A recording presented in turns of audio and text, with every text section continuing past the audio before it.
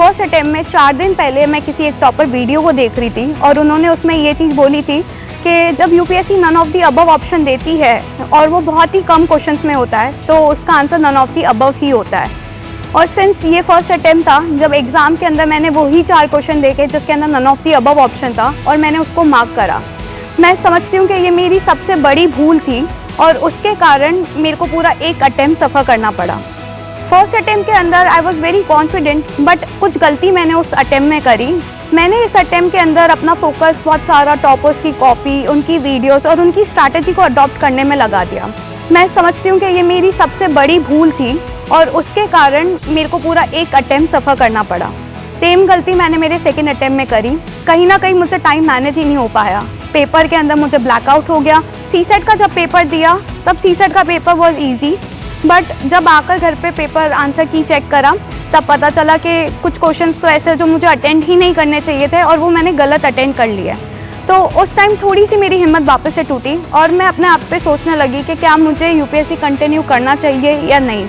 मैं अपने आप को बहुत ज़्यादा डीमोटिवेटेड फील करने लग गई। पहली बार सीसेट मेरा लाइफ में फ़ेल हुआ था और कुछ लोग ऐसे भी थे लाइफ में जो ये बोलने लग गए कि जब सीसेट ही नहीं निकल सकता तो आप यूपीएससी या फिर सिविल सर्विसेज कैसे क्रैक करेंगे।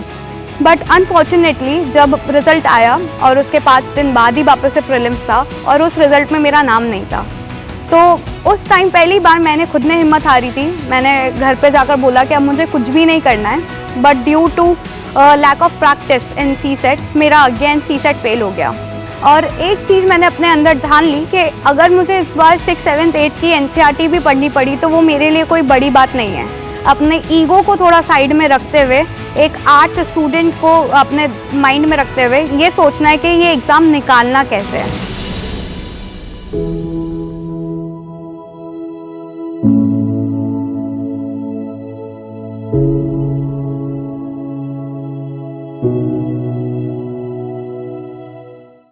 With amazing results in this year's Civil Services examination, StudyIQ has once again proved that quality can be provided along with affordability. हमारे P2I यानी Prelims to Interview 2025 live batch में you will get 1000+ hours की live classes, 1-to-1 mentorship, daily answer writing practice, success in prelims crash course, 18 books covering all GS subjects, interview guidance program, and the most important, mains residential program where all prelims cleared students will be called to StudyIQ campus in Delhi at no additional cost. Batches English, Hindi और English तीनों में available हैं। For any query, call 079-7142-0466. Scan QR code to join now. StudyIQ IAS, अब तैयारी हुई affordable. Hello everyone, मेरा नाम रूपाली सुराना है। इस साल मैंने CSC 2023 में 386 रैंक सिक्योर किया है। ये मेरा लास्ट अटेम्प्ट था। इस वीडियो के द्वारा मैं आपको ये बताना चाहती हूँ कि मेरी यूपीएससी जर्नी कैसी रही और कौन कौन सी लर्निंग्स मुझे आगे हेल्प करती रही अपने टारगेट को अचीव करने के लिए। But before starting with my journey, मैं थोड़ा सा अपना बैकग्राउंड आप लोगों के साथ शेयर करना चाहूँगी। मैंने मेरी 9th 10th की पढ़ाई जो है अपने ब्यावर शहर से करी है। वो बहुत ही स्मॉल एक टाउन होता था। वहाँ पे 11th 12th के अंदर आर्ट्स ना होने के कारण मैंने आगे की पढ़ाई अजमेर सेंट मैरी कॉन्वेंट से कंटिन्यू करी। Though I belong to a very privilege family और बिजनेस कम्युनिटी के होने के साथ साथ मेरे पापा ने मुझे हमेशा एक ही ड्रीम बताया कि सिविल सर्विसेज में जाना है और उसकी रिस्पॉन्सिबिलिटी और जो पावर है उसको अच्छे से उपयोग करके सोसाइटी के लिए कुछ अच्छा करना है। ये ब्लेसिंग्स मुझे 8th स्टैंडर्ड से मिल चुकी थी, तो मेरा 11th 12th मैंने इसीलिए आर्ट्स के अंदर करने का चाहा। और 11th 12th के जस्ट बाद में 95 परसेंटाइल लाने के बाद में मैंने मिरांडा हाउस के अंदर एडमिशन लिया। मिरांडा हाउस के अंदर 3 साल मेरा फोकस इसी चीज़ पे था कि कैसे मैं अपने इस ड्रीम को पूरा कर सकूं। तो मेरा फोकस इसके साथ होते होते मैंने आर्ट्स के अंदर like geography, human rights, political science, economics, इन सब्जेक्ट्स के अंदर अपना थोड़ा बेस बनाना स्टार्ट कर दिया। आफ्टर कंप्लीटिंग माई ग्रेजुएशन मैंने अपना गोल जो था सिविल सर्विसेज के लिए, उसके लिए आगे जाना ज़रूरी समझा रादर देन परस्यूइंग MA और masters in any other courses like geography और पॉलिटिकल साइंस। अब 2017 के अंदर मेरी ग्रेजुएशन कंप्लीट हुई। 1 साल का मैंने ब्रेक लिया फॉर प्रिपेयरिंग सिविल सर्विसेज और मेरा फर्स्ट अटैम्प्ट 2018 में था। फर्स्ट अटैम्प्ट के अंदर आई वॉज़ वेरी कॉन्फिडेंट कि मेरा प्रीलिम्स तो नहीं रुकेगा, बट कुछ गलती मैंने उस अटैम्प्ट में करी जो कि मैं आपसे शेयर करना चाहूँगी। पहली बार जब हम फर्स्ट अटैम्प्ट में जाते हैं तो जैसे एक बहुत रिवर की तरह एक्साइटिंग होता है, यूथफुल एज के अंदर होता है। हम चाहते हैं कि हमारा जो ये अटैम्प्ट है इतना अच्छे से निकल जाए और फर्स्ट अटैम्प्ट में हम सब एक ऑल इंडिया रैंक सिक्योर करें, और उसी कारण से हम कुछ गलती कर देते हैं। हम इस अटैम्प्ट के अंदर ये भूल जाते हैं कि कुछ लर्निंग्स आपको ऑन दी स्पॉट ही आती है। मैंने इस अटैम्प्ट के अंदर अपना फोकस बहुत सारा टॉपर्स की कॉपी, उनकी वीडियोस और उनकी स्ट्रैटेजी को अडॉप्ट करने में लगा दिया। एक इंसिडेंट मुझे बहुत अच्छे से याद है। फर्स्ट अटैम्प्ट में 4 दिन पहले मैं किसी एक टॉपर वीडियो को देख रही थी और उन्होंने उसमें ये चीज़ बोली थी कि जब UPSC none of the above option देती है और वो बहुत ही कम क्वेश्चंस में होता है तो उसका answer none of the above ही होता है। और सिंस ये फर्स्ट अटैम्प्ट था, जब एग्ज़ाम के अंदर मैंने वही 4 क्वेश्चन देखे जिसके अंदर none of the above option था और मैंने उसको मार्क करा। मैं समझती हूँ कि ये मेरी सबसे बड़ी भूल थी और उसके कारण मेरे को पूरा एक अटैम्प्ट सफ़र करना पड़ा। 2018 में फर्स्ट अटैम्प्ट देने के बाद मैंने सोचा अब मैं मेरी स्ट्रैटेजी वापस से रीअलाइन करूँगी, अपनी खुद की एक स्ट्रैटेजी बनाऊँगी, और 2018 में मेरा फोकस पूरी तरीके से जीएस के ऊपर रहा। जीएस के ऊपर फोकस करने के साथ साथ मैंने कहीं ना कहीं ये मिस्टेक करी कि मैं पेपर तो लगा लेती थी बट उसका टाइमिंग के ऊपर मेरा फोकस नहीं रहता था। हमारा जनरली ये बिलीव रहता है एज एन एस्पिरेंट कि अभी जितना टाइम है पढ़ने पे लगा देते हैं, एग्ज़ाम वाले दिन तो अपने आप सारी चीज़ें मैनेज हो ही जाएगी, और इस कारण से हम लोग लेट नाइट ज़्यादा पढ़ाई करते हैं क्योंकि पढ़ाई उस टाइम ही अच्छी होती भी लगती है और सुबह के टाइम को हम इग्नोर कर देते हैं। सेम गलती मैंने मेरे सेकेंड अटैम्प्ट में करी। प्रीलिम्स के दिन I was very confident again कि मेरा इस बार तो प्रीलिम्स निकलेगा ही निकलेगा, बट कहीं ना कहीं मुझसे टाइम मैनेज ही नहीं हो पाया। पेपर के अंदर मुझे ब्लैकआउट हो गया। सेकेंड अटैम्प्ट में मैंने सोचा अब मैं अपनी खुद की स्ट्रैटेजी बनाऊंगी। अपनी तैयारी के ऊपर मैंने बहुत ज़्यादा फोकस करा कि किस क्वेश्चन को अटैम्प्ट करना चाहिए, किसी को स्किप करना चाहिए। पर हम हमेशा एक गलती कर देते हैं, पढ़ाई करते करते हम ये सोचते हैं कि एग्ज़ाम के दिन तो अपना टाइम मैनेज हो ही जाएगा, और हम लोग लेट नाइट स्टडीज़ के ऊपर ज़्यादा फोकस करते हैं। हमें लगता है कि जब कंसंट्रेशन बन रहा है तो उसी टाइम पे पढ़ाई करनी चाहिए। वो सेम गलती मैंने मेरे सेकेंड अटैम्प्ट में करी।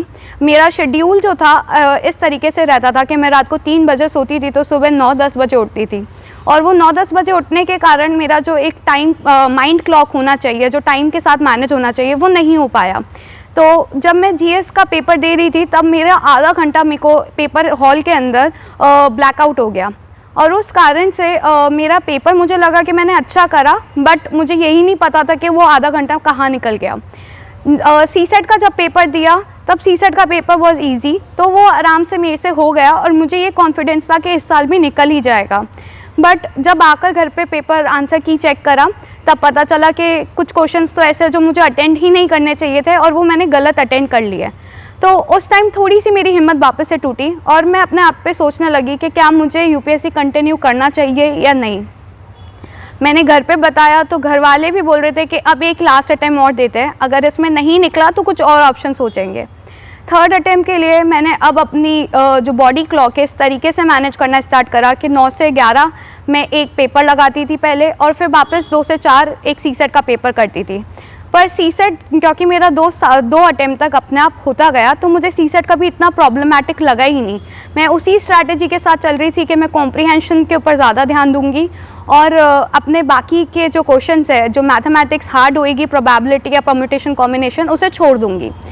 जब मैं पेपर हॉल में गई तब मैंने अपने पेपर के अंदर ये ऑब्ज़र्व करा कि जीएस का पेपर तो मैं बहुत कॉन्फिडेंटली ईजिली कर देती हूँ, बट जैसे ही सीसेट की बारी आई, और उसी साल 2020 की बात है, उसी साल सीसेट के अंदर चेंजेस भी यूपीएससी लेकर आए थे, जब 26 क्वेश्चन ही हमारे कॉम्प्रिहेंशन में आए और मेजॉरिटी ऑफ द पार्ट हमारे पेपर का परम्यूटेशन कॉम्बिनेशन या नंबर सिस्टम के ऊपर आने लगा, जो कि मेरे लिए बिल्कुल एक नया एरिया था। और जिस तरीके से मैं पेपर लगाती थी वो स्ट्रैटेजी मेरी वहाँ पे काम नहीं करी। उस साल मैं अपने आप को बहुत ज़्यादा डीमोटिवेटेड फील करने लग गई। पहली बार सीसेट मेरा लाइफ में फ़ेल हुआ था, और कुछ लोग ऐसे भी थे लाइफ में जो ये बोलने लग गए कि जब सीसेट ही नहीं निकल सकता तो आप यूपीएससी या फिर सिविल सर्विसेज कैसे क्रैक करेंगे। जब आपको 2+2 ही नहीं आता तो आप आगे जाकर क्या ही देश के इकोनॉमी के बारे में कमेंट कर पाएंगे या उसके ऊपर काम कर पाएंगे। और फिर मैं अपने आप के ऊपर भी ये सोचने लगी कि आर्ट्स की स्टूडेंट हूँ, मैंने तो कभी मैथ्स इतना सीरियसली पढ़ा ही नहीं, तो ये सब एग्ज़ाम मुझसे तो नहीं निकलेगा।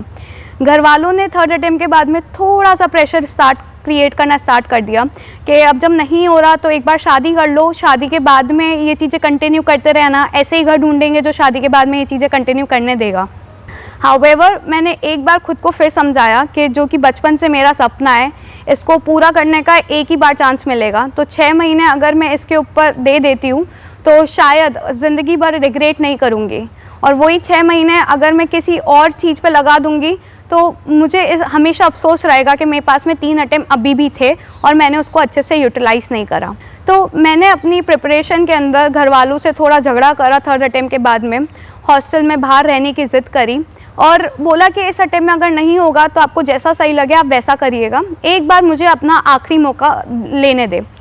उसी साल कोविड आ गया हमारे इंडिया के अंदर और पेपर भी एक्सटेंड हो गए। पेपर एक्सटेंड होने के कारण अनसर्टेनिटी और भी ज़्यादा बढ़ने लग गई। घर वालों का प्रेशर आने लग गया कि अब तुम्हें जो भी तैयारी करनी है घर पर आकर करो, बाहर रहना सेफ़ नहीं है। और आई कैन अंडरस्टैंड, उनका कंसर्न भी बिल्कुल सही था, बट मेरे दिमाग में सिर्फ एक चीज़ थी कि अगर मैं अपने कंफर्ट जोन में चली गई तो ये जो लास्ट 3 अटेम्प्ट मैंने गलती करी है वो गलतियाँ मैं वापस रिपीट करूँगी। तो मेरा फोकस इसी बात पे था कि चाहे कोविड आए चाहे कुछ भी आए, इस साल जब भी यूपीएससी का पेपर निकलेगा तब वो पेपर मुझे क्लियर करना है। तो घर वालों से थोड़ा झगड़ कर कोविड के टाइम पे भी हॉस्टल में रहना मैंने प्रेफर करा और उसी अटेम्प्ट के अंदर फर्स्ट टाइम मेरा प्रीलिम्स क्लियर हुआ। जैसे ही प्रीलिम्स क्लियर होता है आपको लगता है आधी बैटल तो आप जीत ही चुके हो। और उस टाइम पे वो कोविड ईयर था तो 2 महीने ही मिले थे हमें मेंस की तैयारी करने के लिए। और सिंस मेरा बैकग्राउंड पूरा आर्ट्स में ही रहा है तो मुझे कभी वो गलती अपनी आंसर राइटिंग में महसूस नहीं हुई और हमेशा से मेरी आंसर राइटिंग स्किल्स काफ़ी अच्छी रही है। पर ये मेरा फर्स्ट मेंस एक्सपीरियंस था तो मेरा फोकस पूरा जीएस पे था, जिसमें 4 पेपर हमें प्रिपेयर करने होते हैं। तो 2 महीने में वो करना अपने आप में बहुत बड़ी बात है। तो मैं जीएस के ऊपर फोकस करती रही, जीएस को इम्प्रूव करने पे लगी। ऐसे के लिए मैंने सोचा कि मेरा बैकग्राउंड पूरा का पूरा आर्ट्स के अंदर है, इंग्लिश मीडियम में है, तो मुझे इतनी दिक्कत आएगी नहीं। और एक ऐसे तो वैसे भी जीएस बेस्ड ही होता है तो वो जो जीएस 3 की नॉलेज है उससे लिख लिया जाएगा। ऑप्शनल मैंने सिर्फ 7 दिन की जो प्रिपरेशन होती है, जो 7 दिन का गैप मिलता है आपको, उसी के अंदर करी थी। क्योंकि मेरा पॉलिटिकल साइंस ही बैकग्राउंड रहा है, मैंने मास्टर्स भी पॉलिटिकल साइंस में करा है, तो मुझे लगा कि ये मेरे लिए इतना टफ और चैलेंजिंग नहीं होगा। मैंने उस साल मेंस भी क्लियर करा और मेरा कॉन्फिडेंस बढ़ गया कि शायद अब इस लिस्ट के अंदर मेरा नाम तो बहुत ईजीली आ सकता है। मेंस के दौरान ही मेरे घर वालों ने मेरी इंगेजमेंट करा दी गई थी और वहाँ पे भी जो मेरे फियांसी थे वो आईपीएस ऑफिसर थे उस टाइम पे ही। तो घर में हमेशा एक ही उल्लास था कि कहीं ना कहीं ये आगे मेरी पढ़ाई को लेकर भी सपोर्टिव रहेंगे और हमेशा मुझे एनकरेज ही करते रहेंगे। उनको देखकर मुझे और आगे सिविल सर्विसेज के लिए मोटिवेशन मिलती रहेगी। तो इंगेजमेंट होने के बाद में मैंने इंटरव्यू दिया अपना और उस इंटरव्यू में जैसा कि मेरा हुआ था, मुझे कॉन्फिडेंस था कि मेरे को लिस्ट में नाम तो आएगा ही आएगा, चाहे वो नीचे की रैंक आए। और 1 साल मैं स्किप करूँगी क्योंकि उस साल मेरी शादी भी होनी थी और फिर अगले अटेम्प्ट के अंदर अगर मुझे इम्प्रूव करना हुआ तो मैं दूँगी। बट अनफॉर्चुनेटली जब रिज़ल्ट आया और उसके 5 दिन बाद ही वापस से प्रीलिम्स था और उस रिज़ल्ट में मेरा नाम नहीं था, तो उस टाइम पहली बार मैंने खुद ने हिम्मत हारी थी। मैंने घर पे जाकर बोला कि अब मुझे कुछ भी नहीं करना है। यूपीएससी जो एक मेरा सपना था, मैंने हर एक स्टेज के ऊपर इम्प्रूव करने की कोशिश कर ली और मुझे लगता है कि अब मैं और कुछ नहीं कर सकती, इससे ज़्यादा इम्प्रूवमेंट मेरे लिए पॉसिबल नहीं है, तो अब मैं नहीं दूंगी। इस टाइम पे जो कि पहले घर वाले शादी के लिए बोल रहे थे, उन्होंने मुझे सपोर्ट करा कि हम शादी को ब्रेक दे देंगे एक बार के लिए, 1 साल 1.5 साल जितना साल तुझे चाहिए, हमें कोई इशू नहीं है, बट तू अपने सपने के ऊपर खरी उतर। और उस दौरान मुझे लगा कि मेरे से अब यूपीएससी और नहीं हो सकता। मैंने 5 दिन के अंदर वापस से प्रिपेयर भी करा, but due to lack of practice in CSAT मेरा अगेन सीसेट फेल हो गया। सीसेट फेल होने के बाद में मुझे ये लगा कि अब शायद मतलब maths is not cup of T. And उसके बाद में मुझे लगने लगा कि मेरे को यूपीएससी से कुछ और करना चाहिए। तो 1 साल मैंने पूरा कोचिंग इंडस्ट्री में काम करा, बहुत सारे एस्पिरेंट से बात करी, बहुत सारे लोगों की आंसर कॉपीज़ चेक करी, मेंटरशिप करी और कहीं ना कहीं अपनी शादी के ऊपर भी फोकस करना स्टार्ट कर दिया। बट जैसा कि मेरे पापा ने हमेशा एक सोच के साथ में ही मुझे बड़ा करा था, उनको ये था कि मुझे सिविल सर्वेंट बनाना ही है और वो सपना आगे मेरे इन लॉज़ की फैमिली के अंदर भी वो इनग्रेव होता रह गया। मेरे इन लॉज़ इतने सपोर्टिव थे कि उन्होंने इवन शादी होते ही मुझे अगले दिन ही बोला कि आप वापस प्रीलिम्स के लिए पढ़ना स्टार्ट करो, कोई रीति रिवाज या कस्टम्स आपके लिए नहीं है, आप 1 साल बाद में ये सब करना, आप पूरी फोकस इस अटेम्प्ट में लगा दीजिए। 6th अटेम्प्ट में आई वॉज वेरी कन्फ्यूज कि करना चाहिए या नहीं करना चाहिए, बट एक ही बात अगेन वही दिमाग में आई कि इस अटेम्प्ट को देने के लिए सिर्फ 2-3 महीने हैं। अगर प्रीलिम्स निकल गया तो मुझे पता है मैं इंटरव्यू स्टेज तक जाऊंगी ही जाऊंगी, बट अगर प्रीलिम्स नहीं हुआ तो 2-3 महीने बाद फिर अपने मास्टर्स के लिए या MBA के लिए जो मुझे सही लगेगा मैं आगे उस करियर में जा सकती हूँ। अब क्योंकि मेरा लास्ट अटेम्प्ट था और मेरे लिए मेजर हर्डल एक CSET था, इस अटेम्प्ट में मैंने 2 महीने तक सिर्फ मैथ्स के अंदर इम्प्रूव करने पे फोकस करा। UPSC के पास 3 इयर्स के पैटर्न को एनालाइज करा और देखा कि कौन कौन से क्वेश्चन वो पूछ रहे हैं। और एक चीज़ मैंने अपने अंदर ठान ली कि अगर मुझे इस बार 6th 7th 8th की NCERT भी पढ़नी पड़ी तो वो मेरे लिए कोई बड़ी बात नहीं है। अपने ईगो को थोड़ा साइड में रखते हुए, एक आर्ट्स स्टूडेंट को अपने माइंड में रखते हुए ये सोचना है कि ये एग्ज़ाम निकालना कैसे है। और वापस से मैंने जैसे एक बच्चा प्रिपेयर करता है मैथ्स के लिए, 2 महीने तक लगातार सिर्फ मैथ्स के ऊपर फोकस करा। बहुत सारे वीडियोस देखे, ऑनलाइन यूट्यूब के लेक्चर्स देखे, इवन नेक्स्ट IAS का एक कोर्स भी ज्वाइन करा ताकि जो गलतियां मैं कर रही हूँ वो कहीं ना कहीं मैं इस साल रिपीट ना करूँ। और सरप्राइजिंगली इस साल जब मेरा CSET निकला तो मैं खुद इतनी खुश थी कि जिस अटेम्प्ट के अंदर बहुत सारे इंजीनियर्स और IITians नहीं निकाल पाए वो एक आर्ट्स की एक स्टूडेंट ने निकाल दिया। और जो लोग बोलते थे कि 2+2 4 भी नहीं आता तो क्या करोगे, तो उनके लिए आज एक मिसाल बनकर मैं ये बता सकती हूँ कि मैथ्स कोई एक डर नहीं है। अगर आप उस पर जीत जाए तो ये बहुत बड़ी आपके लिए उपलब्धि है जो आपके लिए रोज़ काम में काम आएगी। तो इस चीज़ को मैंने अपने लिए एक बहुत बड़ा चैलेंज एक्सेप्ट करके अपॉर्चुनिटी बनाकर उसको बताया। मेंस के अंदर जो मेरी पिछले साल गलती हुई थी कि मैंने ऐसे को बिल्कुल नेगलेक्ट कर दिया था। मैंने सोचा कि एक तो GS का ही आएगा तो उसके अंदर मार्क्स आ जाएंगे और एक फिलोसफिकल होएगा तो वो हैंडल हो ही जाएगा ऑन दी स्पॉट। बट ये गलती मैंने इस साल ना रिपीट करने के कारण पूरा फोकस अपना ऐसे पे जोड़ दिया। जहाँ लास्ट टाइम मेरे 97 मार्क्स थे ऐसे में, इस साल मेरे 120 मार्क्स है।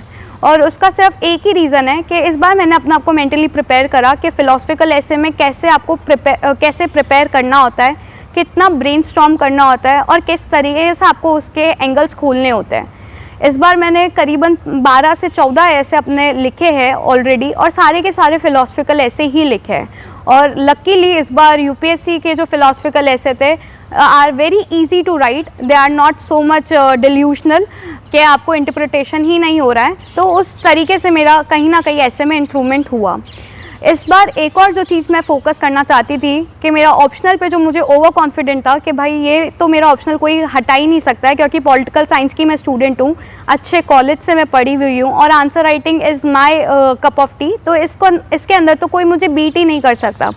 तो इस बार मैंने इस ओवर कॉन्फिडेंस को थोड़ा सा कम टोन कर एक बार अपने चीज़ों पे वापस से फोकस करना स्टार्ट करा। मैंने इस बार 1 महीना आराम से ऑप्शनल के लिए प्रिपरेशन करी, हर एक एंगल से ऑप्शनल को पढ़ने की कोशिश करी, कंटेम्प्रेरी टाइम से उसको लिंक करने की कोशिश करी ताकि मेरे आंसर्स बहुत इनोवेटिव और अच्छे आते जाए। और कहीं ना कहीं इस बार मेंस के अंदर जो मेरा पिछले साल के मेंस के स्कोर से 50 नंबर का जंप आता है और यही मेरी पर्सनालिटी के अंदर भी चेंज दिख रहा है और इसी कारण से इस साल मैं सेलेक्ट हो पाई हूँ। इस बार का इंटरव्यू भी काफ़ी मेरा अच्छा रहा, मतलब लास्ट अटेम्प्ट के अंदर जिस तरह का इंटरव्यू मैं एक्सपेक्ट कर रही थी उसी तरह का इंटरव्यू था। इट वाज लाइक कि UPSC फर्स्ट टाइम मुझसे एज एन एस्पिरेंट बात करना चाह रहा था। It was totally informal, however as UPSC interview marks are always uncertain. आपसे वो बहुत अच्छे से बात करेंगे बट यू नेवर नो कि वो किस बेसिस पे आपको जज कर रहे हैं। So I could not get enough marks to be in a top position और कहीं ना कहीं वो मार्क्स मैं अभी भी सोचती हूँ कि इतना कम क्यों दिया गया, बट जो भी हुआ होएगा अच्छे के लिए हुआ होएगा। जब रिज़ल्ट का दिन आया और मैंने सबसे पहले अपना नाम सर्च करा और देखा कि नाम तो इस बार लिस्ट में आ ही गया है, तो 2 बहुत ही कंफ्यूजिंग फीलिंग मेरे साथ में थी।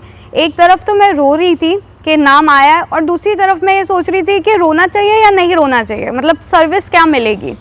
सिंस मेरा सपना हमेशा से यही था कि मुझे एक सिविल सर्वेंट बनना है, और घर वालों के लिए तो ये बहुत ही बड़ा सपना था जो हम इतने सालों से सब साथ मिलके जी रहे थे, सारे फेलियर्स को एक साथ में फेस कर रहे थे।